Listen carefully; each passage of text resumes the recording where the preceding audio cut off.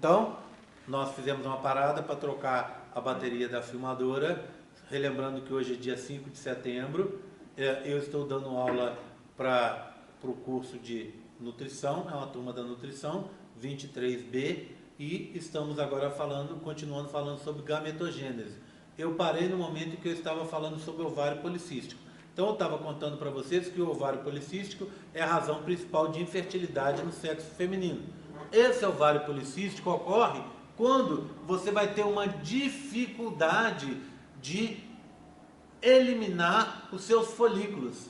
Lembra? Você começa com o folículo primordial, em cada ciclo 20 a 30 viram folículos primários. Esses folículos primários, alguns poucos vão virar secundários e provavelmente um só vai virar terciário. Esses outros, do restante, vão ir morrendo, não é? Então eles vão morrendo. E por atresia, sem afetar o restante do organismo. Por que acontece a atresia e não uma outra condição? Porque as células, conforme eu disse mais cedo, as células do nosso corpo, para evitar problemas, elas são altruístas, no sentido de que elas preferem suicidar, morrer, do que causar um outro problema maior para o organismo. Então, o que vai acontecer com as meninas que têm ovário policístico? Elas vão ter dificuldade nesse processo e pode gerar uma inflamação, que vai gerar problema. Outra causa do ovário policístico é quando acontece aquela transformação do corpo lúteo em corpo albicans, que também envolve um processo de atresia, de morte de células. Então, se a pessoa tem dificuldade nessas transformações, ela acaba tendo um ovário policístico. E esse ovário policístico tem graus diferentes, pode chegar nos casos mais sérios até a infertilidade feminina. O que acontece? Como é que hoje você trata isso? Hoje em dia já tem toda uma metodologia estabelecida, né, que você consegue tratar com facilidade. Você vai no médico, ela vai te passar pílulas anticoncepcionais específicas para que você possa tratar esse ovário policístico.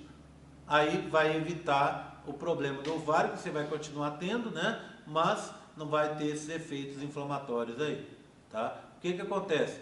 Você toma a pílula e ela cancela o seu ciclo. Enquanto você estiver tomando pílula, o seu ciclo fica cancelado. E se o ciclo fica cancelado, sem inflamações, não é? Aí a médica vai te falar assim: no momento que você quiser ter um bebê, você volta aqui. Que aí eu vou te dar uma outra pílula em que ela evita o surgimento de ovário policístico, mas não vai evitar uma gravidez. Então você continua protegida contra essas inflamações, mas por outro lado, o grau de hormônio é pequeno, insuficiente para evitar a ocorrência de uma gravidez. Tudo bem? A gente vai ter aula sobre isso depois, fiquem tranquilos que a gente vai falar sobre isso bastante. Bem, seguindo então para o masculino. Oi? Que geralmente fala que a idade dos ovários da mulher é a idade que ela tem, né? E depois de um certo tempo, de 36 anos, ela tem uma certa dificuldade para poder engravidar. Isso. Mas por que isso acontece? Porque à medida que o tempo vai passando, eles vão ficando velhos, os folículos que estão ali vão ficando velhos. Então a tendência é que tenha mais erros, mais chance de você ter doenças genéticas, né? E mais chance do processo não funcionar. Todo esse processo é controlado por hormônios. Lembra? 36, 40 anos, você está entrando na menopausa. Então a quantidade de hormônios varia demais e vai diminuindo rapidamente, né? Ao longo desses poucos anos aí. E aí vai chegar no final em que você não vai ter mais hormônio. Aí entra na menopausa propriamente dita. Chegando perto, vai tendo problema. Mas em relação àquele que você fala que o médico, a mulher de 60 anos... Sim, é só ele dar de novo os remédios para você continuar o seu ciclo, continua o ciclo, tá? Claro que ninguém faz isso normalmente, por quê? Porque um risco é enorme, porque como eu falei, a chance de anomalia genética é grande, a partir aí dos 35 anos, aumenta muito a chance de você ter um bebê nascido com doença genética. Por exemplo, quantos anos você tem? 18.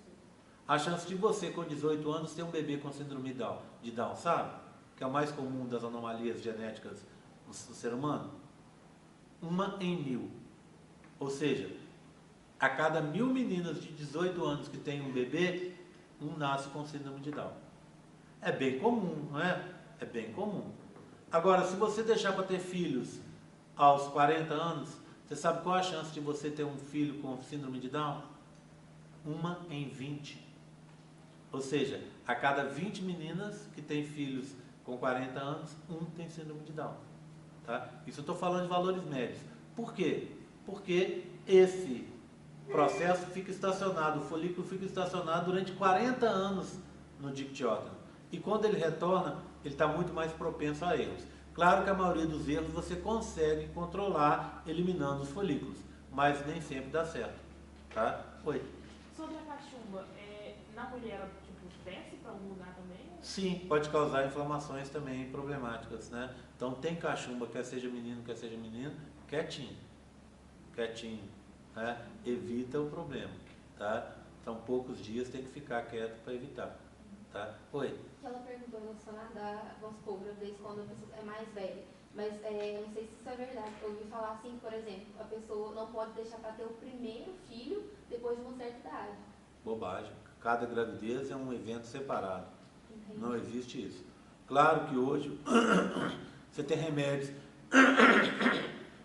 você tem acompanhamento médico, evita-se muitos problemas, tá?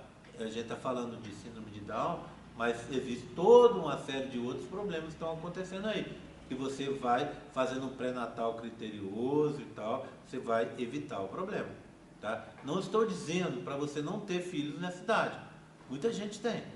Por quê? Porque hoje as meninas querem cuidar da vida profissional, casar, aproveitar bastante, viajar, etc., para depois pensar em ter criança. Então não é assim, né? E aí o que acontece? Acaba tendo filho muito tarde. Então tem muita gente que anda fazendo isso. É uma tendência, mas tem que ser evitado o máximo possível. Se você puder, se tiver condição de ter filho antes, melhor. Tá? Se não, se for deixar para mais para frente, tem que cuidar, tem que ter um acompanhamento médico, tá? Mesmo assim, uma chance em 20, ainda assim é uma chance de 0,5%, né? É uma chance pequena, tá certo, ok? Tudo bem? Posso seguir? Tá? Bem, vamos então olhar o interior do testículo. Se eu olhar o tecido lá no interior do testículo, eu vejo a presença dessas bolinhas azuis aqui, tá vendo? Uma série. Essas bolinhas azuis são os lóbulos testiculares. Nesses lóbulos eu tenho esses fiozinhos aqui verde escuros. Esses fiozinhos verde escuros são os túbulos seminíferos. É o local onde acontece a produção dos espermatozoides. Quantos lóbulos testiculares eu tenho? Por testículo, em torno até 50, tá? De uns 30 a 50 por testículo eu tenho. E lá dentro, em cada um, eu tenho de 1 a 4 túbulos seminíferos. Túbulos seminíferos. Qual seria um tamanho de um túbulo seminífero? Ele pode chegar até uns 80 centímetros, tá? Então ele é bem grande, bem comprido. Como é que eu consigo, em 50 estruturas dessa, colocar, por exemplo, 2 túbulos seminíferos de 80 centímetros, dando quase 200 metros de tubo? Isso só dá certo porque os tubinhos, os túbulos seminíferos são bem fininhos. Eles são mais finos do que 10% de um fio de cabelo.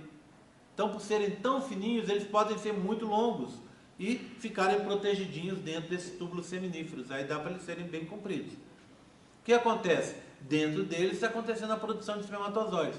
Quanto maior o túbulo, mais espermatozoides eu vou conseguir produzir, né? Quanto mais longo ele for. Bem, separando um lóbulo de um outro, eu tenho esses espaços aqui, ó. Como é que eu chamo esses espaços? Septo testicular. Então, um lóbulo, um septo. Um lóbulo, depois o septo. Um lóbulo, um septo. Um lóbulo, um septo. Tá? Aí os espermatozoides são feitos aqui, são produzidos nessa regiãozinha aqui, ó, nos túbulos seminíferos. Depois que eles são produzidos, nessa região verde que a gente vai ver em detalhes daqui a pouco, eles passam para cá, ó, esses tubinhos roxos, tá vendo? Como é que eu chamo esses tubinhos roxos? Tubos ou túbulos retos, aqui, ó, que vão levar os espermatozoides para essa rede. Como é que eu chamo essa rede? Rede testicular, ou rete testis. Rete testis é rede testicular em latim, tudo bem? Rete testis. Daqui os espermatozoides vão ser levados para esses tubinhos que estão aqui, a cor de rosa. Como é que eu chamo esses tubinhos? Ductos eferentes. Cuidado, hein? Eu tenho um ducto deferente aqui e 10 ductos, em média, até de 6 a 10 ductos eferentes aqui. Qual que é a diferença do ducto deferente para o ducto eferente? Deferente leva alguma coisa de algum lugar para fora, é deferente. E eferente leva alguma coisa, o quê? Os espermatozoides. De algum lugar, aonde? Rede testicular, para outro lugar, os ductos do epidídimo, ou ductos epididimários, não é isso? Ducto do epidídimo. Tá, tudo bem? Tá? Bem, aí os espermatozoides vão sofrer maturação aqui e vão ser armazenados na cauda do epidídimo. No momento da ejaculação, eles são jogados aqui pelo ducto deferente e vão seguir o caminho deles, tá? Vamos só relembrar o caminho?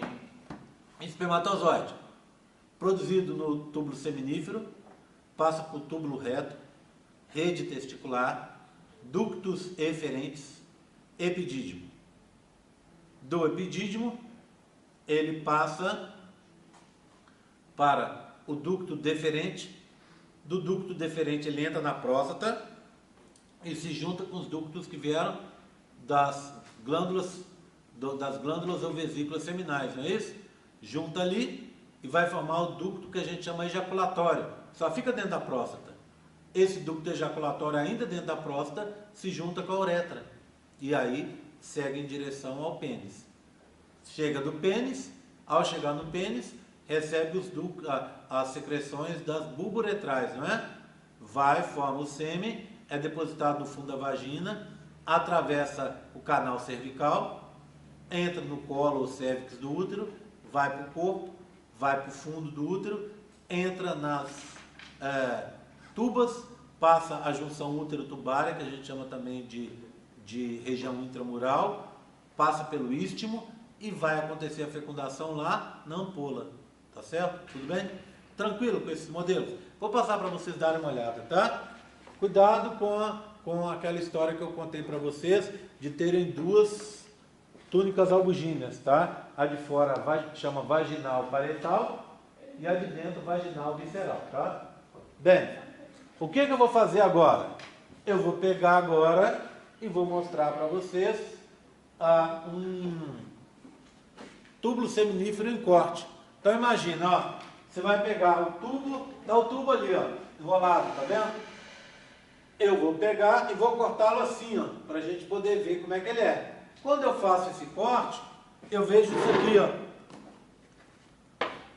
um tubo de paredes grossas, tá vendo? Como é que ele é? O tubo é fininho, mas a parede dele é grossa, tá bom? Então o que acontece, olha, do lado de fora, eu tenho essas células cor-de-rosa com núcleo branco. São as chamadas células mioepiteliais. O que essa célula mioepitelial faz? Ela contrai o túbulo. Para quê? Para empurrar os espermatozoides lá até o epidídimo. Tá? Então, células mioepiteliais aqui fora. Aí eu vou ter essas células grandes que estão aqui, ó, que são células dessa cor lilás. Essas células da cor lilás são as chamadas células de Sertoli, tá? Célula de Sertoli, deixa eu escrever. Sertoli. Eu gosto muito. Então imagina, o tubo está aqui, uma outra célula de Sertoli fica atrás, um outro grupo de células de Sertoli vai ficar atrás dessas aqui, ó. Então você vai ter uma coisa assim, e outro, tá? Entre essa célula de Sertoli e a outra que estaria na frente dela, eu tenho essas células que estão aqui, tá vendo? Essas células são as células que a gente conheceu hoje cedo, as células da linhagem espermática. Então o que eu tenho aqui?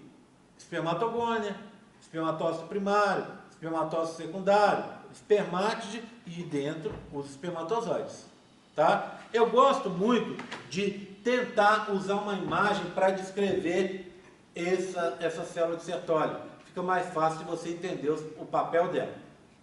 Pensa num misto quente. Como é que você faz um misto quente? Pão, recheio e pão. Não é? Como é que é o pão? O pão é a célula de Sertoli. O recheio, as células da linhagem espermática. E o outro pão de baixo, outra célula de Sertoli.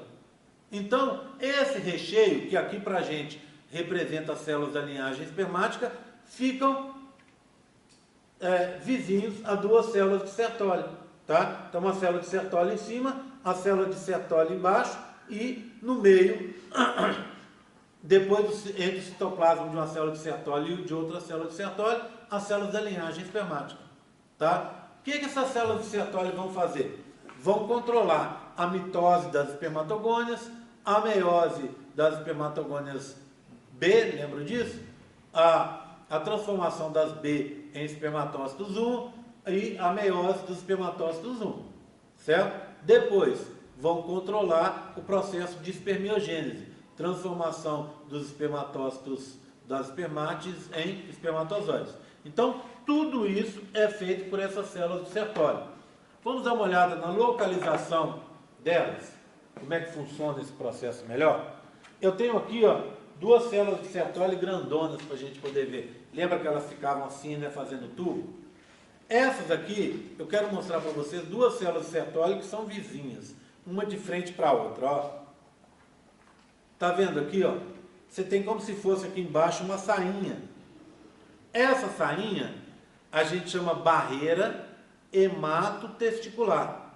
Por que hematotesticular? Porque ela separa o sangue que está aqui do lado de fora do interior do testículo, aonde está acontecendo, ou seja, onde está acontecendo a formação dos espermatozoides. Ou seja, ela separa o processo de formação de espermatozoides do meio externo.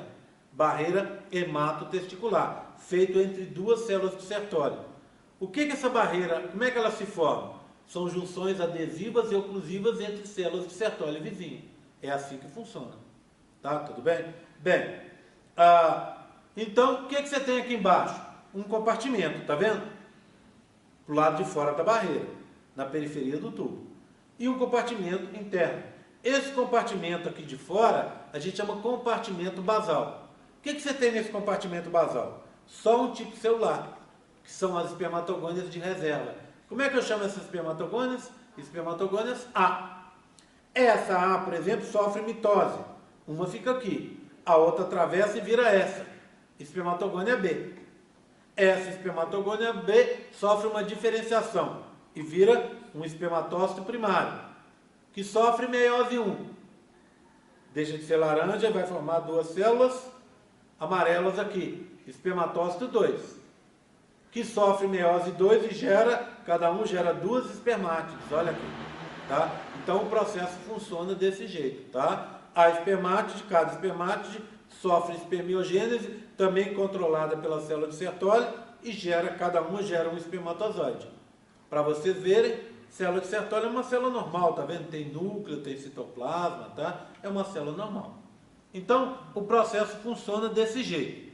Mas vamos dar uma revisada rápida nesse processo, até uma adiantada, eu vou passar uma aqui para vocês verem, tá? Até uma adiantada em relação às coisas que a gente vai ver a partir da semana que vem. Deixa eu explicar para vocês como é que o processo funciona.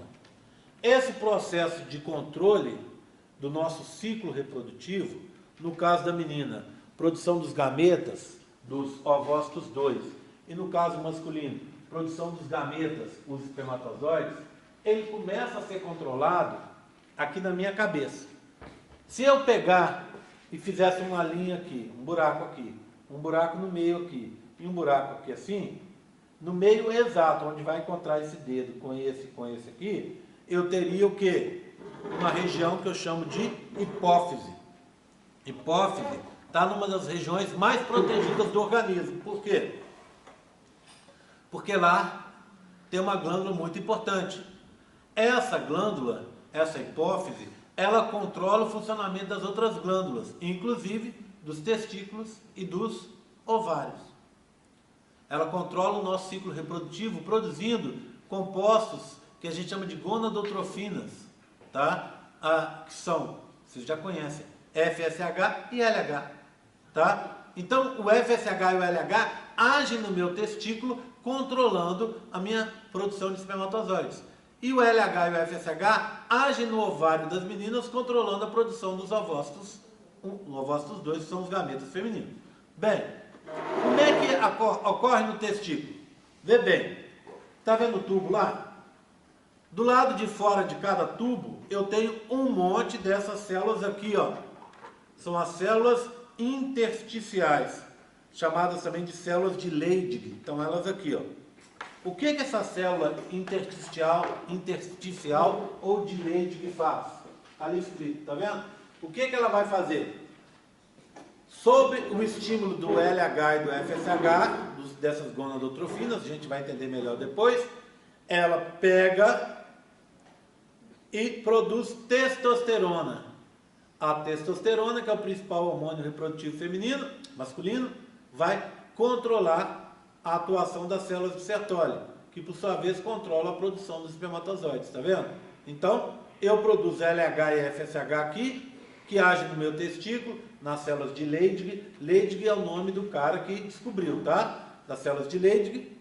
Essas células de Leydig vão produzir testosterona, que age nas células de Sertoli que vocês viram, que vão controlar o processo de formação do gameta masculino, que são os espermatozoides, tá? Então o processo funciona desse jeito. Dúvidas? Tranquilo? Alguém quer saber alguma coisa? Tá? A gente vai retornar a esses processos nas próximas aulas. Bem, só relembrando uma coisa, as aulas estão gravadas e colocadas lá no YouTube. Se você tiver alguma dúvida, assista essa aula. Não vá para uma aula tendo perdido uma aula anterior e sem ter assistido essa aula no YouTube. Por quê? Porque a embriologia, uma coisa depende da outra. Então, na aula que vem, por exemplo, o que eu vou falar na aula que vem? Sobre hormônios. Para falar de hormônios, eu preciso que vocês entendam a estrutura do testículo que eu falei hoje, a estrutura dos ovários que eu falei hoje, o que são folículos, quais são os tipos de folículo, quais são os componentes do folículo, senão não anda. Depois disso eu vou falar sobre fecundação, aí eu preciso que você entenda a estrutura dos ovários, dos testículos, do útero, do pênis, do sistema genital masculino, dos gametas femininos, gametas masculinos, para ter a fecundação, tá vendo? Uma coisa depende da outra. Se você não está entendendo, vá no YouTube e reveja. Se ainda assim não está entendendo, venha me procure que a gente tira dúvida. Dias bons para me procurar, terças e quintas-feiras que eu estou mais tranquilo. Dia que você quiser ir lá no pavilhão 8, na minha sala, me procurar, manda uma mensagem pelo campo virtual que a gente agenda um horário, tá? Apesar de serem dias que eu estou mais livre, são dias que eu aproveito justamente para resolver um monte de coisas que eu tenho aí que resolver. Combinado? Tá? Vou desligar para fazer a chamada.